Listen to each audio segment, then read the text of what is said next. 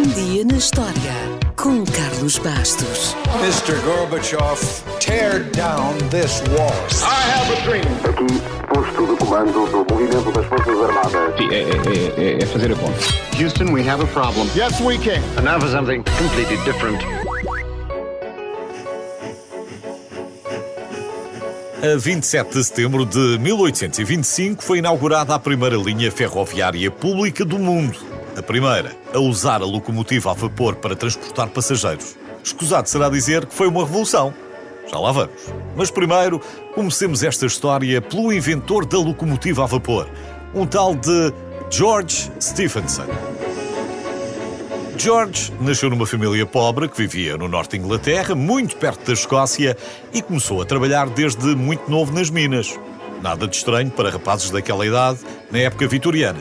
O pai foi bombeiro e operador de máquinas a vapor numa mina de carvão. Ganhava pouco e George e o seu irmão não foram à escola.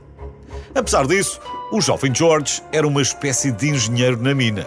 No entanto, George Stephenson percebeu desde sempre a importância dos estudos e percebeu que não podia ser analfabeto se queria progredir na carreira. Então, pegou no pouco dinheiro que tinha e pagou para ter aulas noturnas de leitura, redação e aritmética. O esforço compensou e aos 30 anos foi promovido a construtor de motores, depois de ter consertado o motor que bombeava a água da mina. Tornou-se então especialista em máquinas a vapor. Convém recordar que as máquinas a vapor já eram largamente utilizadas em Inglaterra e serviam para muita coisa, mas não saíam do mesmo sítio. Ou seja, podiam fazer lençóis numa fábrica ou puxar os baldes de água das minas, mas não tinham rodas. E deve ter sido nisto que George Stephenson pensou quando projetou a sua primeira locomotiva em 1814. Ele deve ter pensado: e se o vapor pudesse levar as coisas de um lado para o outro? Ou as pessoas? A máquina que criou foi batizada Blücher, o nome do general prussiano que marchou rapidamente com as suas tropas para ajudar a derrotar Napoleão em Waterloo.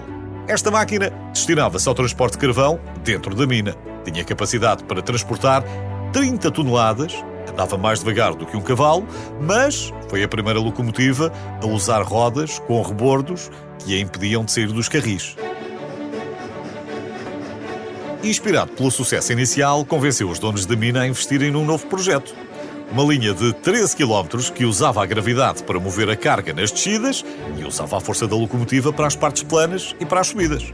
Foi aí que nasceu a ideia, que sempre defendeu, de fazer o traçado o mais plano possível. Esta foi a primeira linha férrea que não usava nenhum tipo de energia animal e foi a primeira vez que os barcos de transporte foram postos de lado.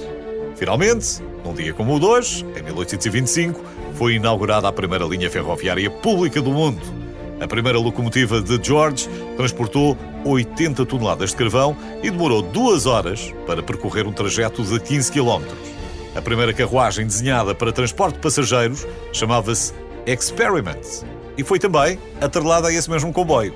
Foi a primeira vez que passageiros foram transportados num veículo puxado por uma locomotiva a vapor. George Stephenson foi ainda responsável pela primeira linha que ligou 2 cidades distantes, por inúmeras melhorias nos motores, nos travões, no conforto e até foi responsável pela bitola britânica. No meio disto tudo, ainda arranjou tempo para cultivar pepinos de forma muito competitiva, segundo se dizia. Em suma, ele foi o pai dos caminhos de ferro e revolucionou a vida moderna porque facilitou o transporte de milhões e milhões e milhões de pessoas em todo o mundo.